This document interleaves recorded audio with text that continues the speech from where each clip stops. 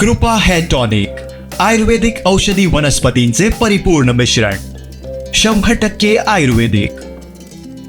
सिंधुदुर्गात आलेल्या मुख्यमंत्री देवेंद्र फडणवीस यांच्या झालेल्या स्वागतावरून माजी आमदार वैभव नाईक यांनी आरोप केलाय. ते नेमकं काय म्हणाले पाहूया. जिल्ह्यामध्ये काल मुख्यमंत्री देवेंद्र फडणवीस यांचा दौरा होता आणि मुख्यमंत्री देवेंद्र फडणवीस सातत्याने सांगत आहेत की महाराष्ट्रामध्ये लाचखोरीला थारा नाही.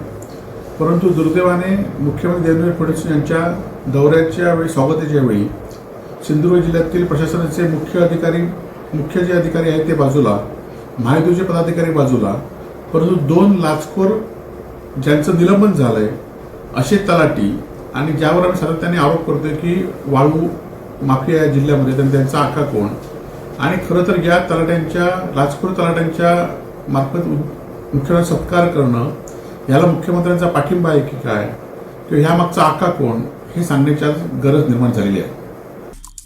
आमचे दिवसभरातले सर्व अपडेट्स, ताज्या घडामोडी आणि थेट लाईव्ह पाहण्यासाठी सबस्क्राईब करा, लाईक करा कोकणचं नंबर 1 महा चॅनल कोकण 7 लाईनचं YouTube चॅनल.